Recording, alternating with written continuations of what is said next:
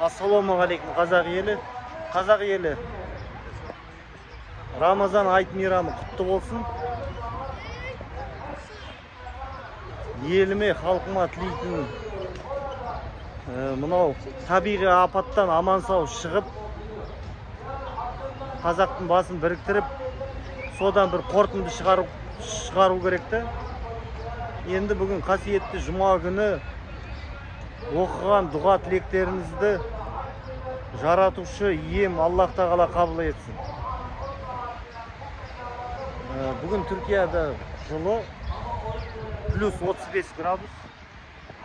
Енді анда-санда осындай роликтар шығарып тұрам. Сіздерді таныстырып, егерде қызық болса, белсенді болыңыздар, сұрақ қойыңыздар.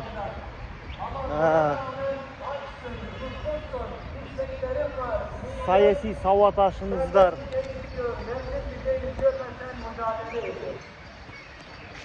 Önünde yemeğin var, mutfağına gidiyorsun, yiyemiyor. Gitmemek yasak değil ama yiyemiyorsun.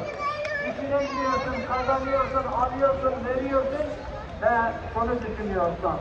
Ben onu düşünüyorum. Sadık kardeşler. Oruç o zaman insanı Rıcaz kapısından cennete, az cennetine götürür. Yani bu